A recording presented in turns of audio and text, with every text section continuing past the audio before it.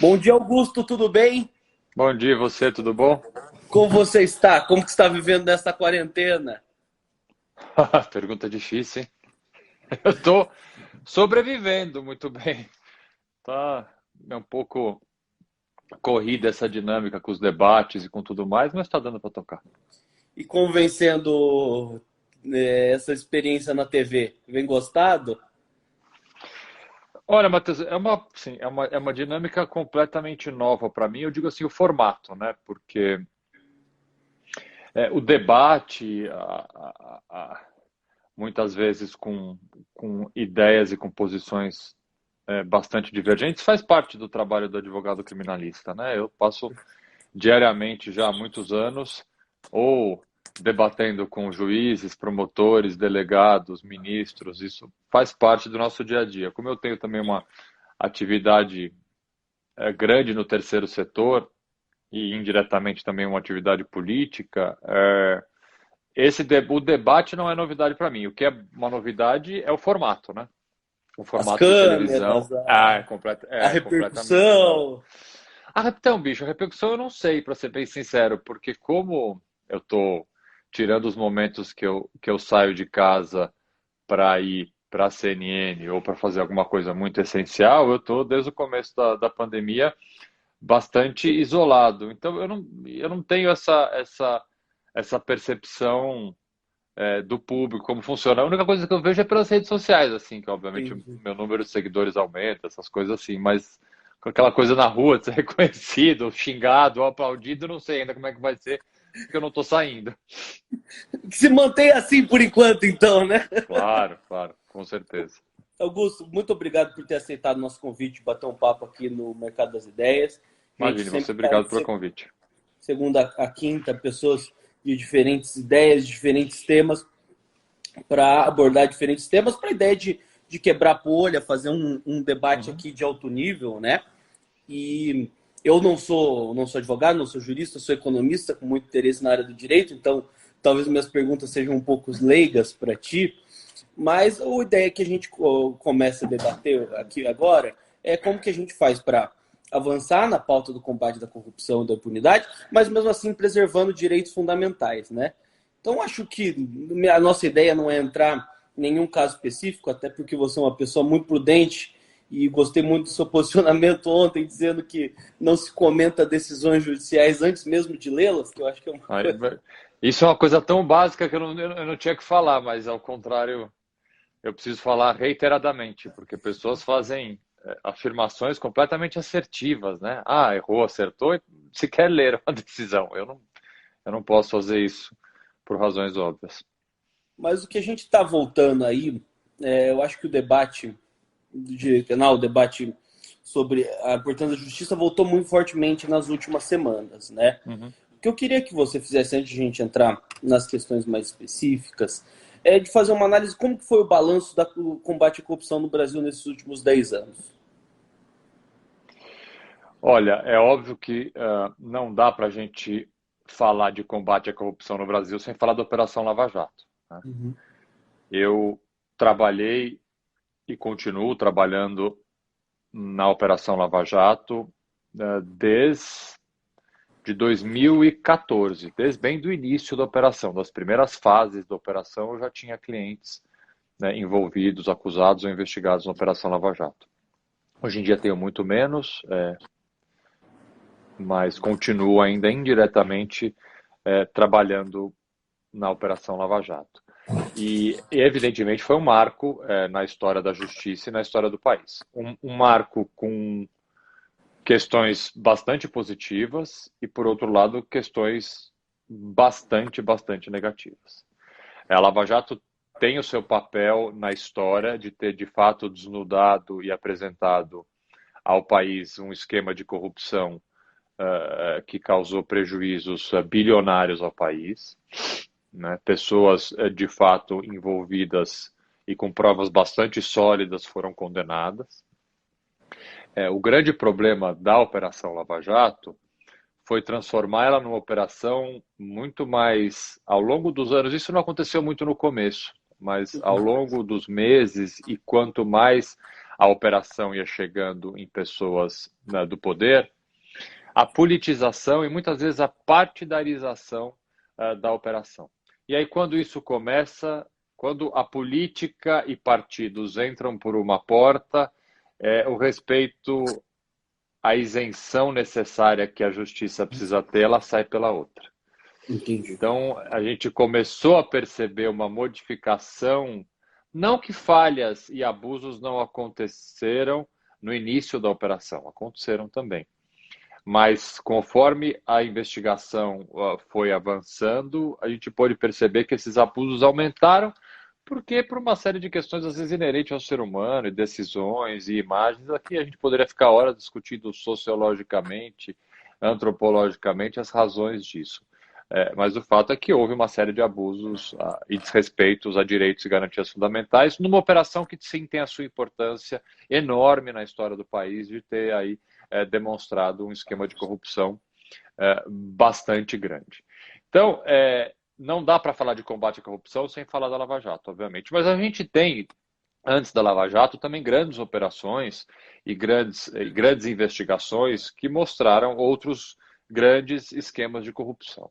O grande problema, Matheus, que eu vejo é que o país, e eu não vejo mudança nenhuma nesse sentido, o que é mais grave ainda, nós temos um sistema que ele, de certa forma, eu não vou dizer que ele corrobora, mas de certa forma ele induz a, muitas vezes, uma postura ilegal, uma postura de corrupção.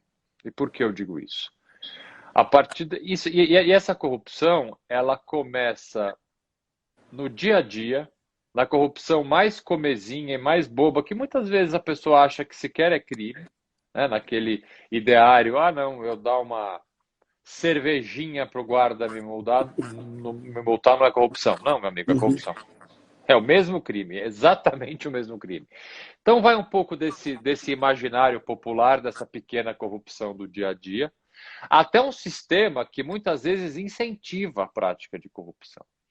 Em que sentido? No sentido de que ele cria mecanismos e entraves, por exemplo, estou dando um exemplo aqui, eu poderia dar vários, entraves burocráticos para o pequeno empresário, que muitas vezes esses entraves acabam sendo aquele ditado popular, né? Que eu crio um problema para vender a solução. Vamos pensar numa coisa bem simples, alguém que quer abrir um pequeno negócio na cidade de São Paulo. Precisa de uma licença. Uma não, uma você está sendo simpático, você precisa de 200 licenças, né?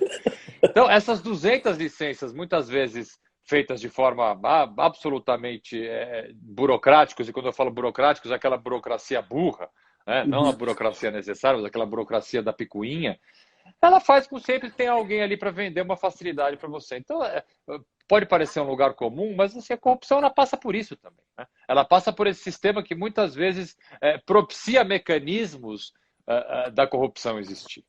E aí, aumentando e indo em níveis maiores, a gente pega, por exemplo, formas de contratação com o poder público que são absolutamente suscetíveis a atos de corrupção. São absolutamente propícios para atos de corrupção. Então, nós temos uma série de fatores de uma coisa enraizada na sociedade brasileira, do jeitinho, da forma rápida de se resolver, de como você vai quebrar esse meu galho, etc., de um sistema mesmo, administrativo, muitas vezes, que facilita esse tipo de prática. E isso eu não vejo mudança. A gente pode ter 300 operações Lava Jato, 300 mensalões, coisa que o valha, ao longo dos próximos anos, mas se a gente não modificar esse sistema que facilita um ambiente corrupto, a gente vai estar sempre patinando, né? A gente vai estar sempre... vai ficar enxugando o gelo. Enxugando o gelo. A gente tem um avanço aqui, por exemplo, vamos falar, a gente teve um grande avanço no financiamento de campanhas. Tivemos um grande avanço a partir do momento em que o Supremo não mais permitiu a possibilidade de empresas e pessoas jurídicas financiarem campanhas. É um avanço? É um avanço. Mas se você não oferece, por outro lado, uma forma de se financiar uma campanha, e há bastante gente, eu respeito esse posicionamento, por mais que eu discorde, de não existir, por exemplo, um fundo público para financiar uma campanha, você vai acabar caindo na mão de quem? Do financiamento também por Caixa 2 de outras formas. A gente não tem mais a pessoa jurídica financiando uma campanha, a gente vai ter o quê? Milícia, tráfico de droga, facção criminosa financiando campanha, porque campanha custa, democracia custa. Então, é isso um pouco. Você falou a palavra certa, é enxugar gelo.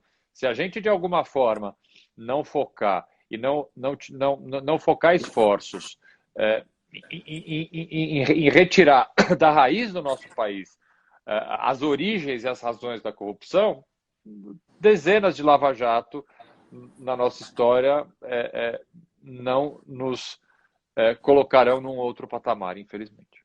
Vamos entrar em várias aí, que na sua primeira exposição já me surgiu umas 5, 6 perguntas na cabeça.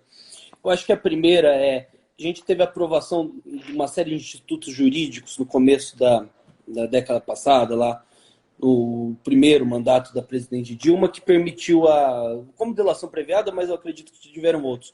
Como que você vê a aprovação desses institutos na questão do combate à corrupção? O que deu certo? Como que você faz um saldo deles? É complicado essa pergunta, porque eu sempre fui um crítico muito ácido à delação premiada.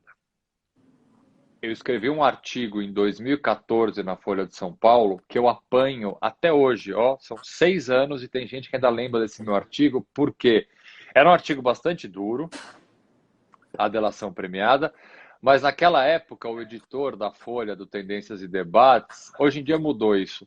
Você mandava o texto e eles colocavam o título. Você não mandava o título. E o título que eles colocaram era Pelo Fim da Delação Premiada. Eu me lembro porque eu tenho esse artigo até emoldurado no meu escritório. Então tinha esse título muito duro, Pelo Fim da Delação Premiada, e que depois você lia o texto, não é que eu estava advogando pelo fim da delação premiada, Já sofri mas eu fazia... a mesma coisa. Mas eu sofria críticas. Eu sofri muitas críticas mais pelo título do que pelo conteúdo.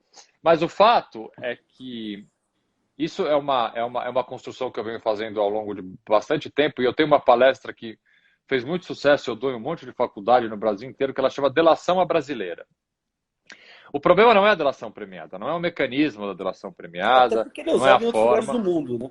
Não, em vários lugares do mundo e muito bem usado. O problema é como o Brasil importou isso de fora, né? Nós criamos um formato de delação, agora está melhorando, tá? Então eu estou pegando, essa minha crítica é uma crítica meio temporal lá do início da Lava Jato. Então nós transformamos esse instituto de investigação, que é um instituto bastante importante, numa coisa brasileirada que degringolou completamente, né? A partir do momento em que delações premiadas estavam longe de ser espontâneas, em que prisões preventivas eram decretadas completamente ao arbítrio da lei, completamente fora das possibilidades de decretar uma prisão preventiva, justamente para forçar uma pessoa a fazer delação premiada, delações premiadas que foram muitas vezes sim editadas ou dirigidas para um lado e para o outro. A gente tem ali dezenas de críticas à delação premiada brasileira, né? Hoje isso melhorou um pouco. Algumas coisas, a Lava Jato, que foi a operação onde o uso da delação se tornou quase que obrigatório, com o passar dos anos, um mecanismo próprio de freios e contrapesos, muitas vezes feito pelo próprio Judiciário, pelo Ministério Público, pelos advogados que acompanhavam, acabaram deixando hoje a delação numa trilha um pouco mais legal do que foi feita nos últimos anos. Por mais que eu tenha ressalvas a esses mecanismos e essas formas, essas inovações jurídicas, que elas sempre, e aqui sem qualquer nacionalismo barato, mas o Brasil costuma importar muito mecanismos de investigação e técnicas de processo dos americanos. Como se fizesse algum sentido a gente importar alguma coisa dos Estados Unidos, cujo sistema legal é completamente diferente do nosso. É completamente diferente. Se a gente trouxesse alguma inovação da Itália, alguma inovação ainda da Espanha, países que têm um pouco mais relação, digamos, com a origem do nosso sistema legal, faria sentido. Os americanos têm outro sistema legal, eles são common law, nós não somos. Então, Qual que são as o Brasil... qual que é o problema de você trazer elementos de common law para um sistema de civil law? Por exemplo, vamos pegar uma coisa chamada Acordo de Não Persecução, que foi agora colocado no pacote anticrime que eu não chamo mais de pacote anticrime, eu comecei a chamar de pacote Moro, mas como o Moro já saiu, eu volto a chamar de pacote anticrime. É o acordo de não persecução, que é visto por muitas pessoas como um enorme avanço no sistema judicial, principalmente criminal, que, para quem não sabe o que é isso, eu explico de forma bem rápida. É uma forma de você fazer um acordo com o Ministério Público antes de ter um processo. Então, você está lá sendo investigado e foi denunciado por um crime X. O Ministério Público vem e te oferece um acordo de não persecução penal, dizendo o seguinte: eu não vou te processar criminalmente, basta você confessar essa conduta e a gente vai fazer aqui um ajuste de uma pena que você vai receber. Tá? Então, todo esse acordo ele é feito antes de Mas existir um só processo. envolve a confissão ou é uma delação antecipada? Não, só a confissão. Essa é a diferença da delação. Delação, eu confesso, delato outras pessoas e aí eu respondo um processo. A delação, quando eu faço uma delação, eu continuo sendo um réu delator. Eu não deixo de responder o processo, eu não deixo de receber uma pena, só que essa pena ela já está fixada no acordo de delação. O acordo de não persecução, eu não tenho processo nenhum. Eu Perfeito. faço esse acordo antes de iniciar o processo, mas eu não preciso, entre aspas, entregar ninguém, eu só preciso confessar a conduta e, geralmente, pagar uma multa, receber uma pena. Vai depender do acordo, isso é uma novidade, bastante novidade ainda. Você tem diversas discussões em andamento hoje do que pode e o que não pode. É a coisa mais moderna e mais nova no sistema de justiça criminal, são os acordos de não persecução penal. Que tem o seu benefício, tem o seu lado bom, mas tem uma preocupação muito grande que eu vejo, e é essa crítica que eu faço, é de você banalizar uma coisa dessa. Banalizar no sentido de que é muito mais fácil para um promotor, para um juiz e muitas vezes para um advogado que quer se livrar rápido do trabalho, assinar logo um acordo, porque você assina em um dia e o processo em tese acaba. E muitas vezes para o réu, ai meu Deus, eu prefiro fazer isso logo do que ficar respondendo um processo durante tanto tempo, aí vai me dar trabalho, eu vou gastar mais, eu vou ter que ir na audiência. Então, a minha preocupação é que o direito de defesa seja mitigado com esse tipo de inovação, que eu chamei até também num artigo que eu escrevi para a Folha, de fast food processual. A gente vai transformar a justiça criminal numa fast food. Você passa lá no microfonezinho, tô sendo acusado por 4 corrupções, 5 eu me aceito. Sim! E aí você vai e já recebe Você sua gosta de pena. polemizar, hein, Augusto? Você já pega a sua pena no outro guichê e no último guichê você paga a multa. Entendeu? É perigoso, é extremamente perigoso, porque eu vejo com 20 anos de profissão o quanto esses institutos que vêm em tese para modernizar e para resolver as coisas são mal usados. Vejo uma série de inocentes confessando logo uma conduta e pagando uma multa ridícula para se ver livre no processo. Mas não é assim que se faz justiça. É isso que eu penso. E, Augusto, como que você vê, não só na área criminal, mas é uma crítica generalizada da população à justiça brasileira, que a gente vê uma morosidade em várias áreas, processos tributários que duram décadas, processos trabalhistas também que duram, e eu acredito que sua área não deva ser muito diferente disso. E a gente e ainda mais por ser mais exposta à imprensa do que a maioria das outras, né? Como que você vê essa possibilidade? Como que a gente aumenta a gente diminui o tempo do processo, mas mesmo assim garante esses direitos que vocês estão fundamentais? É interessantíssima a tua pergunta, porque sempre as propostas para se fazer com que a justiça seja menos morosa, elas sempre são as piores propostas, na minha opinião. Primeiro, eu acho que a lentidão da justiça é uma das piores, se não a pior imagem da justiça brasileira, porque a impunidade, muitas vezes, ela passa pela demora da justiça. Uma justiça lenta é uma justiça, de certa forma, impune. Para a vítima, principalmente, para quem sofre um crime, todo mundo critica, você só fala do lado da pessoa que é acusada de um crime, você não se preocupa com a vítima. É óbvio que eu me preocupo com a vítima. E para a vítima, muitas vezes a demora no processo é a maior impunidade que pode existir. E a sensação de impunidade que gera a demora no processo, ela é muitas vezes justificada. Você pega crimes de homicídio, né, que imagino eu que não exista crime mais grave do que um crime de homicídio. Demorar aí 15, 20 anos para ser julgado é um absurdo com a sociedade, é um absurdo com a vítima, é um absurdo com a família da vítima. É um completo descalabro. E a justiça é lenta em todos os aspectos, em todos os processos, em todas as áreas. Você falou bem. Quando aparecem propostas para tornar a justiça mais ágil, a gente sempre comete o mesmo erro que o brasileiro homem médio comete. Saídas milagrosas, midiáticas, bonitas de se falar num palanque, bonitas de se escrever um manifesto, A mas grande tese, né? A Sempre... grande tese. Então, exatamente. Então, como é que as pessoas que apresentam propostas para agilizar a justiça partem da premissa de que a justiça é lenta porque tem recurso demais? Primeira premissa completamente equivocada. A justiça é lenta porque os advogados apresentam seus recursos protelatórios e apresentando esses recursos a justiça demora muito. Então vamos começar a falar a realidade da justiça. Você tem 3 atores num processo. Você pegar um processo criminal, por exemplo, você poderia falar qualquer outro processo.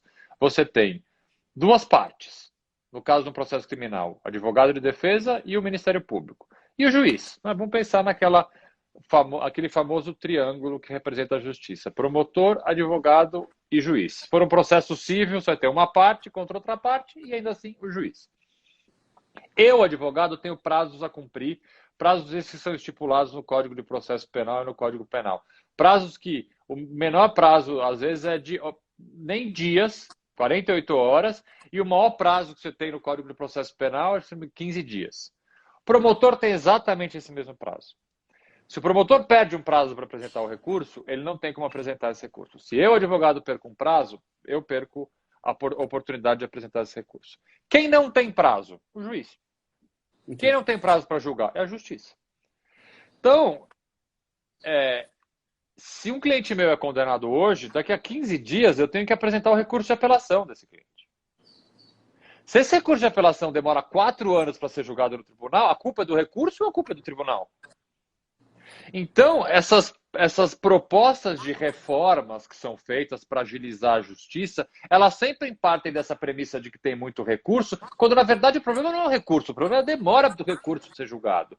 Só que é muito mais fácil você falar, colocar a culpa em alguém, como nos advogados e seus recursos protelatórios, do que de fato, porque assim, em tese seria muito mais rápido resolver, então vamos limar os recursos, vamos tirar, tem 30 recursos no código, vamos cortar para 10, que isso vai resolver. É fácil, né? Tem um apego midiático, todo mundo vai falar, parabéns, essa medida foi certa, quando na verdade ninguém quer se preocupar com o real problema da justiça, que é a falta de investimento da justiça. A gente tem comarcas nos rincões do Brasil com uma impressora matricial, com 2 computadores para 10 funcionários, com cara que manda alvará de soltura por fax. Fax? Você tem. Faz anos que eu não vejo um fax. Você vai ver. Tá, você tem comarcas grandes com pouquíssima gente. Então, o que você precisa fazer? Você quer tornar a justiça mais rápida? Primeiro, você precisa investir em formas alternativas de justiça que não judicializem absolutamente tudo. O brasileiro adora um processinho, seja no âmbito criminal, seja no âmbito civil.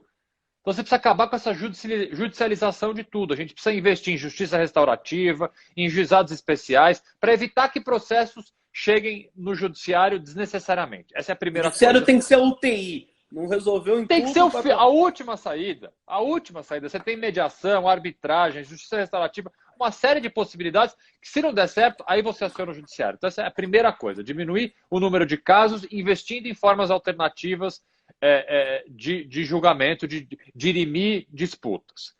Mas não deu, vai ter que acionar o judiciário. Ótimo, então você precisa investir no judiciário. Você precisa de mais juízes, você precisa de mais promotores, você precisa de muito mais defensores públicos, você precisa de mais ministros no STJ, você precisa de, eventualmente, mais ministros no Supremo, ou até, melhor, limitar o número de recursos dentro do Supremo, mas você precisa investir na justiça. Investimento leva dinheiro, óbvio, né? Falei uma obviedade, mas leva tempo.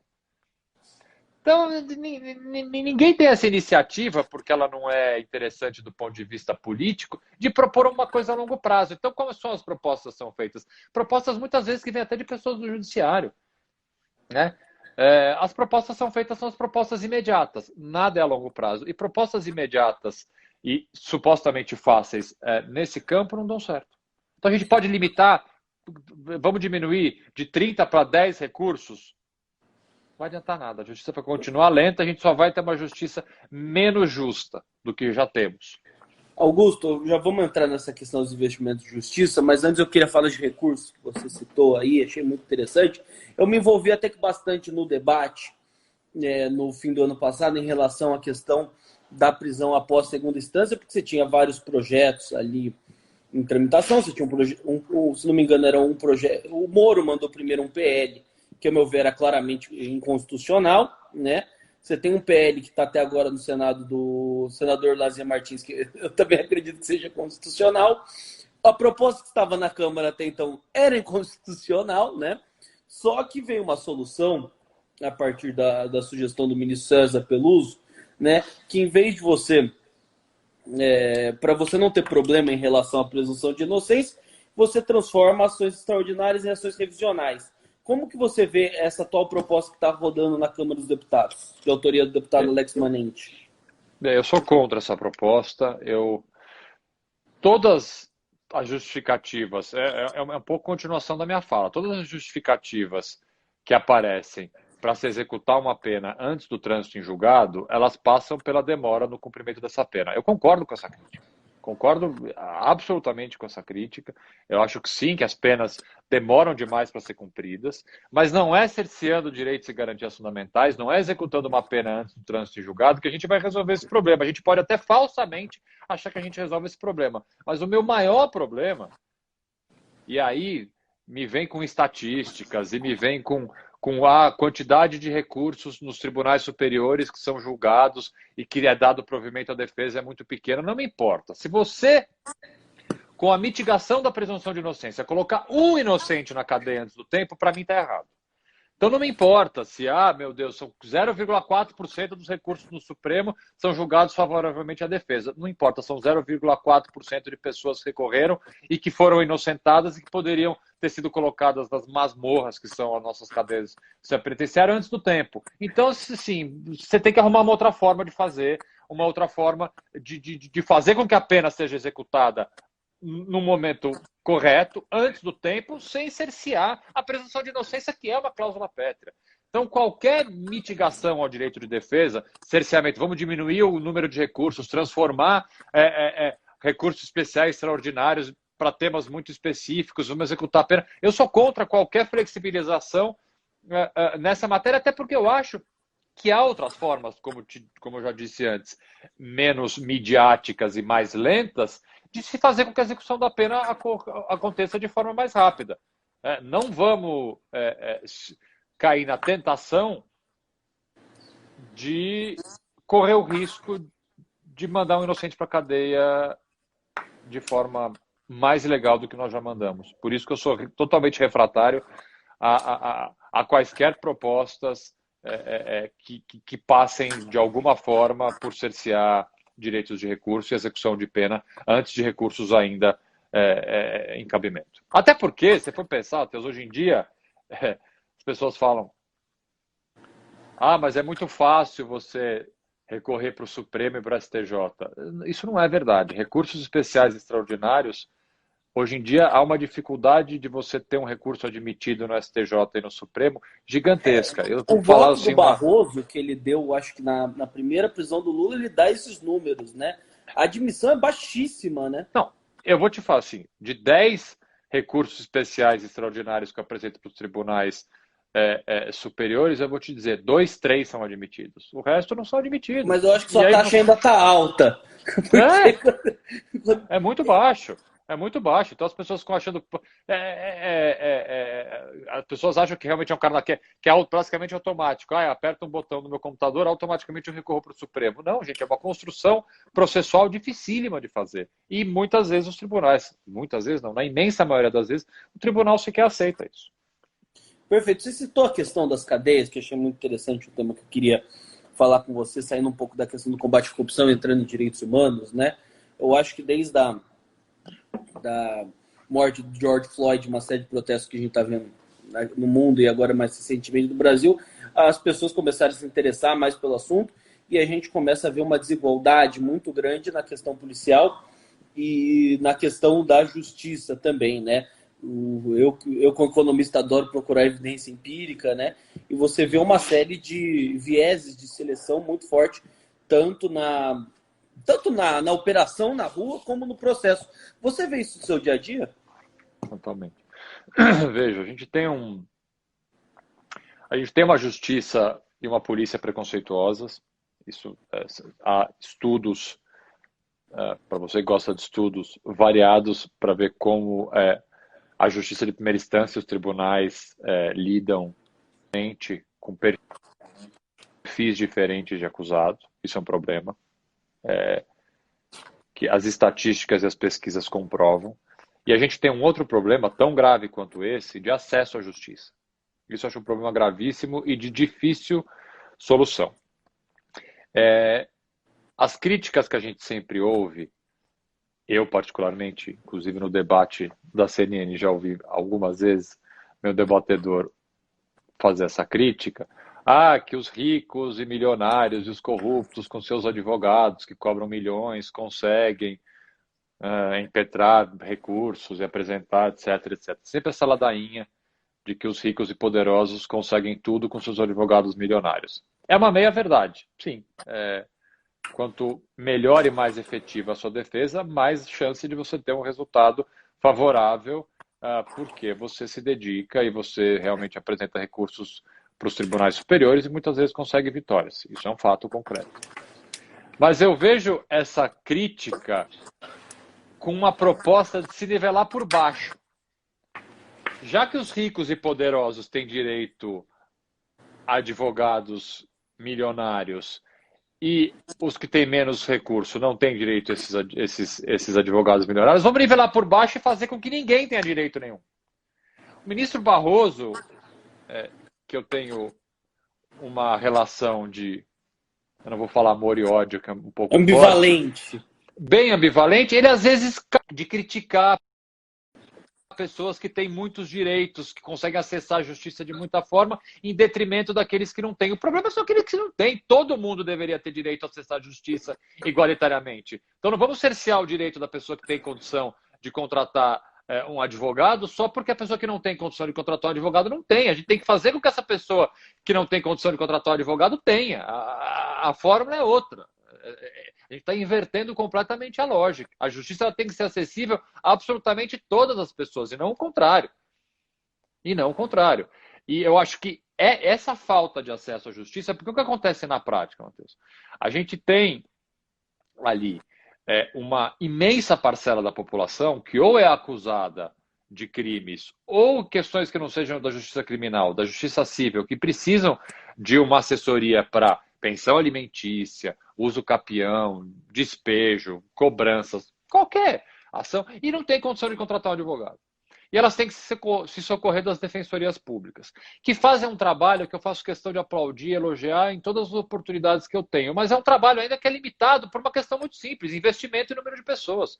As defensorias são ali esquecidas na gaveta do funcionalismo público. Então, eles são em pequeno número e com investimento muito baixo. Então, muitas vezes, não por uma falta de vocação ou uma falta de vontade, não conseguem atender de forma integral as dezenas de milhares de miseráveis que precisam de uma defesa, ou porque são acusadas de um crime, ou que precisam de uma ajuda de alguma forma. Então, esse é o problema. A justiça ela não é acessada de forma democrática e equânime por quem tem dinheiro para contratar um advogado particular e quem não tem, que tem que se socorrer ou da defensoria pública, ou às vezes de advogados que a gente chama de advogados dativos, de convênios, que muitas vezes também fazem um trabalho meio que, não generalizando, obviamente, há profissionais muito bons que fazem esse tipo de serviço, mas às vezes também profissionais que não têm muito tempo e não querem fazer e acabam entregando uma defesa de baixa qualidade. Então, isso acaba tendo um reflexo muito grande nos julgamentos. Então, você vê os julgamentos, por exemplo, em que grandes teses são discutidas, você vai ter sempre um advogado particular, aí você vai ficar com a falsa imaginação que a justiça só é acessada por essas pessoas. Ela também é acessada por outras pessoas com menos recursos, mas não da forma como deveria ser. E quando eu vejo algumas estatísticas sobre o nosso sistema prisional, não só na questão de raça, mas na questão de não julgamentos, pessoas há anos precisando de julgamento, pessoas realmente esquecidas até lá, presas há anos. Por que isso acontece? Qual que é a questão bem ali na prática que faz uma pessoa ser esquecida dentro da cadeia e ficar anos esperando o julgamento que está a ser julgada? Hoje em dia, vamos pegar o estado de São Paulo, vamos fazer um recorte do estado de São Paulo. Hoje em dia isso acontece menos porque a gente tem a Defensoria Pública aqui em São Paulo, faz um trabalho, como eu disse, muito elogiável. Mas a Defensoria Pública, por incrível que pareça, é uma instituição nova no estado de São Paulo. Defensoria Pública deve ter o quê? Eu vou chutar aqui, 15 anos, mais ou menos. Antes disso, e quando eu comecei a trabalhar com advocacia criminal, meu primeiro trabalho foi no escritório do Márcio Tomás Bastos, que foi onde eu trabalhei boa parte do início da minha carreira. E quando nós fundamos uma organização lá atrás, que é o Instituto de Defesa do Direito de Defesa, o IDDD, um dos primeiros trabalhos que o IDDD fez, e continua fazendo hoje em dia, mas com um formato diferente, eram os mutirões carcerários. Né? E na época nós fazíamos mutirões carcerários em delegacias de polícia, porque aqui em São Paulo a gente tinha presos ainda em distritos policiais. Então, nós éramos chamados por delegados de polícia, dizendo, olha, eu tenho aqui 40 vagas nessa carceragem e tenho 250 presos, só que tá um horror, venham aqui, porque tem gente que precisa sair. E a gente pegava advogados voluntários, íamos lá em grupo de 10 advogados. Quem que ligava? O próprio delegado? O delegado ligava para a gente para pedir vários delegados. Dizendo, a situação tá péssima aqui, estava à beira de uma rebelião, e tem gente que precisa sair, tem gente que tem direito de sair daqui. Olha, Matheus, os casos, se eu começar a contar, os casos que a gente pegava... Conta uns aí, eu acho interessante. Bom, você tem desde pessoas presas a, por exemplo, com uma pena de 1 ano de prisão em regime semiaberto, que estava preso há 1 ano e meio no regime fechado, dentro de uma carceragem, sem nem saber a pena que ele tinha sido condenado, ou seja, uma pessoa que é condenada a um regime semiaberto, ela sequer poderia estar presa num distrito policial. Essa pessoa estava presa há mais tempo do que a pena de um regime diferente do que ela tinha sido condenada. É assim, é uma aberração completa. Presos homônimos. Quanto homônimo a gente não pegou? Antônio José da Silva. Vários, dezenas. Antônio José da Silva. Quantos Antônio José da Silva presos em nome de outro Antônio José da Silva a gente pegava? E como é que a gente descobria isso? Pela filiação e pelo RG. A gente entrevistava o sujeito, por que você está preso? Eu não faço a menor ideia, me pararam numa abordagem policial, não sei o que é. A gente ia atrás do boletim de ocorrência, da ordem de prisão, comparava com o documento dele, simplesmente o documento dele era outro, ele era outra pessoa, mãe e pai era diferente. Assim, casos assim. Doentes mentais presos? Vários. Doentes com tuberculose, doentes com HIV, assim, vários. Assim, eram solturas tanto humanitárias, como solturas de presos homônimos, como soltura de presos com uma pena já que a gente chama de pena vencida. Isso a gente pegou dezenas, não são poucos casos. Isso acabou? Não acabou, isso continua acontecendo. Só que isso acontece em menor número porque a gente tem uma defensoria. Primeiro, que a tecnologia ajudou bastante, né? Os sistemas de identificação ajudam a que esses equívocos não aconteçam. A gente não tem mais presos em delegacias de polícia, então todos os presos hoje em dia no estado de São Paulo vão para centros de detenção provisória. Dentro desses centros de detenção provisória você tem um departamento jurídico, você tem um acompanhamento, você tem a FUNAP, que é uma organização muito interessante dentro dos presídios com voluntários. Então isso diminui, mas isso existe ainda. Essas aberrações ainda, infelizmente, elas existem, mas há 10 anos atrás, assim, os casos que a gente pegava eram realmente bastante assustadores. E por que você vê que a situação dos presídios são tão precarizadas aqui no Brasil? Falta investimento, falta excesso de pessoas? Você tem um primeiro problema que é um número excessivo de presos provisórios. A gente tem, dependendo do estado, mas a gente tem uma média ali entre 30% e 45% da população prisional dos estados como presos provisórios. Aí já é o primeiro absurdo. Quem é o preso provisório? Aquele preso que não foi condenado. Então é um preso que pode ser inocente. Por quê? Porque a gente banaliza o uso da prisão preventiva. A prisão preventiva no nosso país, ela que deveria ser a completa exceção, ela virou a regra. Prende-se preventivamente porque as pessoas entendem que a resposta ao crime deve ser sempre a prisão. Então, esse número excessivo de presos provisórios, que muitas vezes podem ser depois absolvidos, e quem vai devolver para esse sujeito os 4, 5, 6 meses, 1 ano, às vezes que ele ficou preso provisoriamente? Ninguém vai devolver. Mas, então, se a gente conseguisse, para começar, diminuir o número de presos provisórios, trazendo alternativas para decretos de prisão preventiva, que há na lei, na verdade, várias alternativas, o problema é que o judiciário não aplica. Você já viu alguns descalabros de prisão provisória? Pessoa presa provisoriamente há muito tempo? Mas, nossa, algum não, centenas de presos.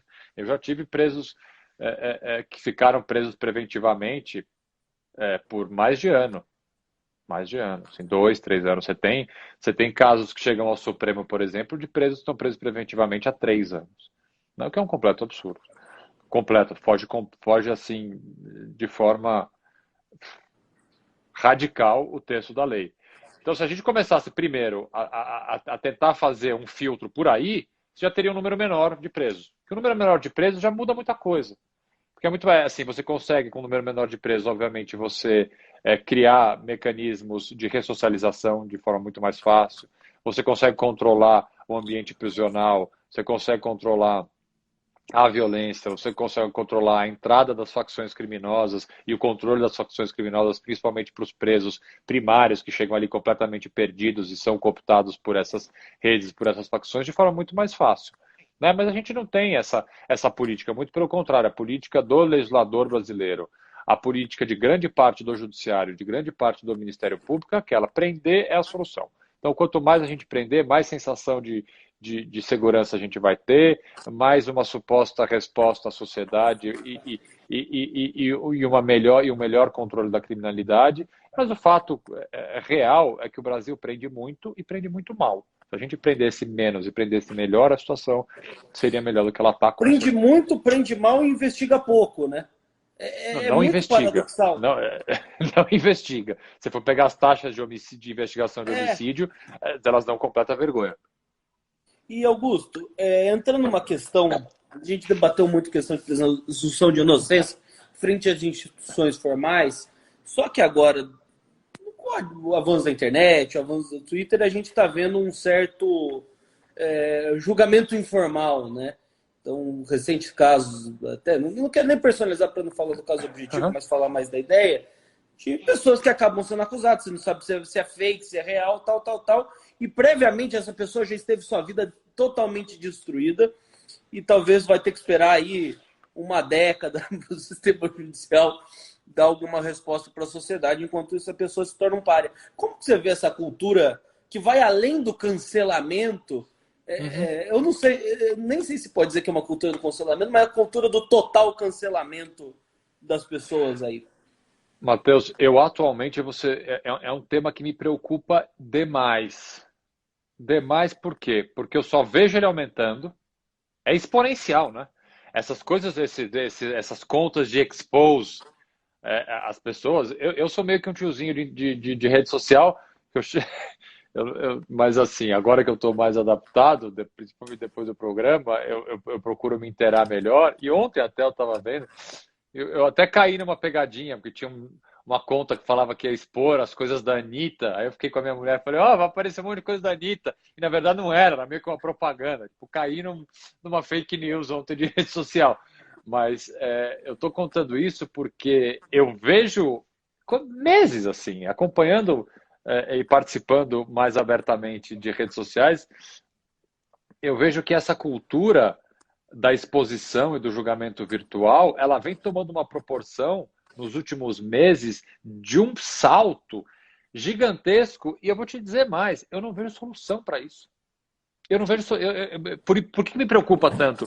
Porque eu paro para pensar como é que você vai conscientizar uma pessoa a não fazer esse tipo de julgamento imediato, virtual e muitas vezes sem qualquer elemento de prova, simplesmente com base no achismo. E você falou bem, você não recupera a imagem, esquece, você não recupera a imagem. Eu já atendi como gerenciador de crise, porque o criminalista também, ao fim e ao cabo, é também um pouco um gerenciador de crise, com pessoas que foram expostas de alguma forma em redes sociais, e a recuperação da imagem, ela é dificílima de ser feita. E muitas vezes por um crime que sequer é investigado, uma coisa que sequer existe, né? É simplesmente uma elucubração na cabeça de um imaginário popular que vai criando isso e vira uma coisa de tal tamanho que depois você não devolve. Isso é novidade para mim, na verdade, a rapidez e a divulgação extremamente agressiva disso. Mas não é uma novidade os julgamentos e os linchamentos de pessoas que depois são consideradas inocentes. Né? Ao longo desses 20 anos que eu acompanho o sistema de justiça criminal, houve aí uma série de casos, os mais emblemáticos, como o da Escola Base e outros, em que foi feito um julgamento aí pela mídia Mas é mais fácil tradicional. responsabilizar a mídia, é menor. É muito mais fácil, é muito mais fácil. Mas você tem um binômio, né, da mídia e da opinião pública, né? Quando elas se juntam para condenar alguém, a chance dessa pessoa ser absolvida, ela diminui assim exponencialmente, né? Quando a mídia e a opinião pública se juntam, principalmente em casos que causam grande comoção, que envolvem violência, homicídios, etc. Eu já trabalhei em casos de júri de bastante comoção, e eu vejo que o trabalho da defesa ele é dificultado assim exponencialmente. Mas isso, de certa forma, eu não vou dizer que a gente tem como controlar, mas o impacto ele é mais gradual, você consegue fazer um contraponto, muitas vezes tem um jornalista ou outro que você consegue mostrar um outro lado, o outro lado tem voz, se é obviamente um veículo de imprensa que respeita. O outro lado você consegue fazer alguma coisa. O ambiente virtual não tem nada. Não escuta o outro lado, não faz absolutamente isso. Simplesmente a informação é jogada, aí ela é replicada sei lá quantos zilhões de vezes e acabou. Então, respondendo longamente essa tua pergunta, isso me preocupa muito pelo resultado, mas me preocupa mais porque eu não vejo solução. Eu não vejo solução. Sinceramente, eu não vejo como coibir isso. Muito pessimista disso. Nossa, muito. Nesse ponto eu sou pessimista. Você vai pegar e falar, tá, eu vou processar a conta que me expôs. Bom, daí. Processa, boa sorte. Mas aí a expulsão já está feita, entendeu? Alguém me acusou falsamente de um crime e conseguiu ali não sei quantos mil retweets nessa acusação. Ah, essa pessoa vai responder criminalmente, vai ter que me pagar uma indenização. Ótimo, mas quem vai devolver os 40 milhões de retweets que essa informação falsa A impossibilidade de teve? andar na rua, problema de empregabilidade. Não tem. Por isso que eu acho tão grave. Gusto, indo para a última pergunta nossa, que infelizmente o nosso tempo está acabando, eu estou adorando nossa conversa, está passando super rápido aqui. Recentemente a gente vem vendo uma série de manifestações muito agressivas em relação às instituições, marchas na frente do Supremo, rojões sendo soltados, uma postura, às vezes até condescendente por parte do próprio presidente da República. Você está preocupado com a possível saúde das nossas instituições? Tem um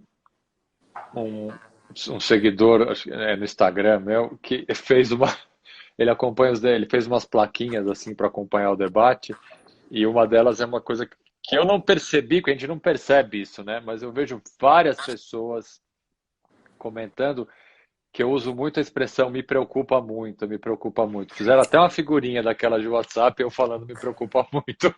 Mas então, por que eu tô falando isso? Manda, eu quero Eu vou te mandar. Por que eu estou falando isso? Porque eu vou responder a tua pergunta dizendo, não, me preocupa muito o que está acontecendo atualmente. Muitíssimo, muitíssimo. Eu acho que nós estamos a um passo de uma ruptura institucional, que aí está sendo avisada. Acho que assim, uma ruptura na democracia, ela nunca foi tão avisada como está acontecendo no nosso país. Ela só fala, tem aquele, né, a revolução não será televisionada. No nosso caso, ela está sendo assim, direcionada pelo Twitter. Não, eu nunca vi tanto spoiler de uma ruptura como a gente tem, né? Assim, teve uma entrevista de um general da Ativa essa semana dizendo, olha, não tem chance nenhuma de golpe, é só vocês não esticarem a corda. Como assim só não esticar a corda? O que quer dizer isso? E hoje, um dos filhos do presidente tweetou agora de manhã, essas operações da Polícia Federal é o que estão precisando para esticar a corda. Gente, assim, só não vê quem não quer. Realmente, as pessoas estão achando que a gente está passando por um momento normal da nossa democracia ou são otimistas demais ou simplesmente não querem ver o óbvio. Eu acho que é uma questão, infelizmente, é uma questão de tempo, realmente. Um dos filhos do presidente fez essa afirmação, não é mais uma questão de ser, mas uma questão de quando. Eu concordo, eu vou concordar com O Eduardo alguém da Bolsonaro. família Bolsonaro. Foi o Eduardo? Então. Eu Foi. acho que é uma questão de quando. É uma questão de quando. Eu não sei como vai vir. E as pessoas também, Matheus, elas ficam muito no imaginário popular de que uma ruptura democrática ela precisa se dar com tanques na rua. Não, não é isso. Exato, esse é meu gancho, porque é uma coisa que a gente conversou com vários convidados aqui, e o Renan Santos, do MBL, falou uma coisa interessante. Eu acho que não vai ter tanque na rua, acho que Não, não vai claro que ter. não vai. Não, É só um impasse de não se cumprir uma decisão que a pronto, ruptura já acabou. está dada. É uma ruptura. Você desobedecer a uma ordem do Supremo é uma ruptura. Você ter 4 membros num gabinete de segurança institucional ou um batalhão isolado de uma polícia militar se recusando a cumprir uma ordem ou por exemplo, fazendo um tipo de desobediência no sentido de não vou, por exemplo, cumprir uma busca e apreensão, não vou impedir a passagem desses manifestantes porque eu apoio esses manifestantes, é uma ruptura institucional que começa assim, é uma pequena ruptura que depois ela pode se desenrolar para outros fatos. Então, as pessoas que são muito refratárias à ideia da possibilidade de uma ruptura, elas têm no imaginário delas uma ruptura com tanque na rua. E não necessariamente, tomara que, obviamente, eu espero que a gente não chegue nem perto disso, mas o início de uma ruptura que seja uma desobediência a uma ordem judicial, que é uma ruptura, eu volto a dizer, para mim é uma questão de quando, não é mais uma questão de si. Isso vai acontecer. Tão pessimista assim? Eu tô pessimista. Tô. Eu acho que é uma questão de meses para acontecer alguma coisa. Que pode ser, Matheus, vamos lá, para terminar isso de forma um pouco otimista. Pode ser simplesmente Exato. Eu tava pensando. pode ser simplesmente um rompante isolado de um ato antidemocrático que rapidamente ele é abafado e não vai acontecer nada para frente. Pode, e eu espero tremendamente que não seja nada que passe perto de um ato violento, mas simplesmente uma postura que represente uma desobediência de uma ordem judicial é uma ruptura clássica. Se você tiver isso e depois você tiver um passo para trás, uma conversa, um reajuste, pode ser também que aconteça dessa forma. Que a gente só tenha um primeiro problema, mas as instituições consigam, de alguma forma, absorver isso de um jeito que não gere outras. Espero que seja só isso. Perfeito, Augusto. Infelizmente, eu acho que a gente tem mais uns 2 minutos aqui, e o Renato mandou uma pergunta que eu acho muito interessante. Ele está perguntando sobre a ação de cassação no TSE, e para ele parece frágil. Qual que é a sua opinião? Eu, usando a máxima que eu falei ontem, não comento decisão judicial sem ler, eu não li os pedidos e os fundamentos da cassação da chapa. É um tema que eu ainda não me aprofundei, então não tenho como te dizer o que eu acho, sinceramente. Me desculpa de perguntar, porque eu falei que não ia perguntar de caso específico e não tem problema nenhum. Mas eu lancei caso específico. Mas, nenhum. Augusto, muito obrigado pelo nosso bate-papo. Foi um prazer conversar pelo contigo. Convite. Muito obrigado enriquecedor, né? E escutar diferente. A gente está fazendo isso todo dia aqui no Mercado das Ideias. E vocês sigam o professor Augusto de Arruda Botelho, tanto aqui, qual que é o seu Twitter? Augusto DAB, eu acho. Eu sou muito essas coisas, gente. Acha ela, põe meu nome que vai aparecer um cara lá que sou eu. E vocês que chegaram a primeira vez aqui no Mercado das Ideias, nos sigam também todo dia fazendo uma live, trazendo conteúdo de primeira qualidade. Obrigado, Augusto. Tchau, gente. Até mais. Bom dia para todos e todas. Tchau.